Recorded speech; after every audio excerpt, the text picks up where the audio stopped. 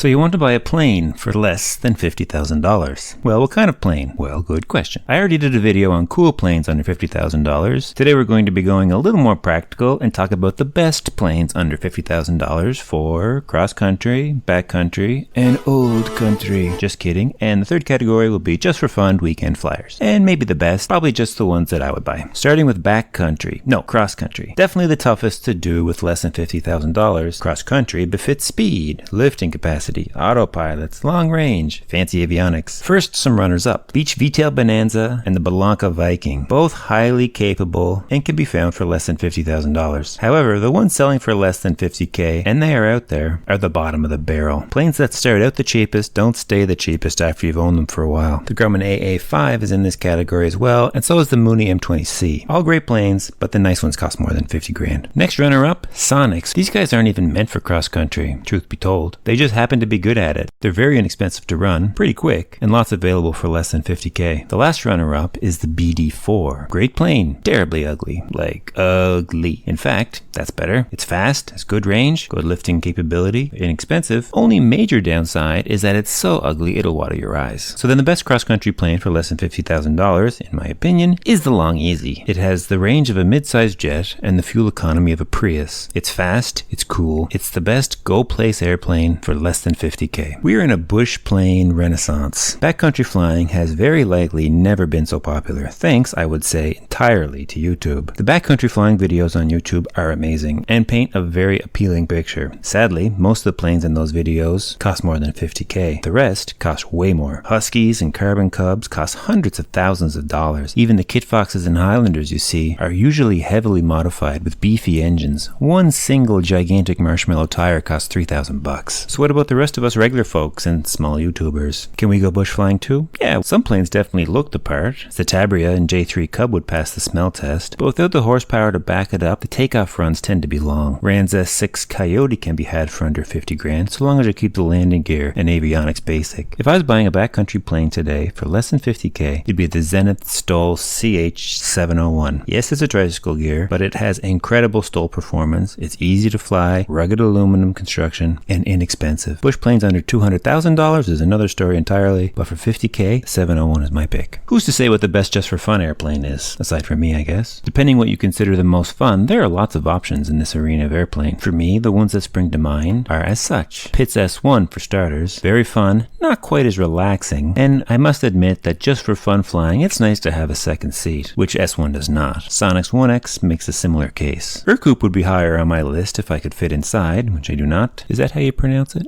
Ercoupe's advertising firm suggested adding UPE to Ercoupe, and the name Ercoupe was born. Even though some casually called the airplane the Ercoupe, Fred would correct them by saying it is the Ercoupe. The Ercoupe.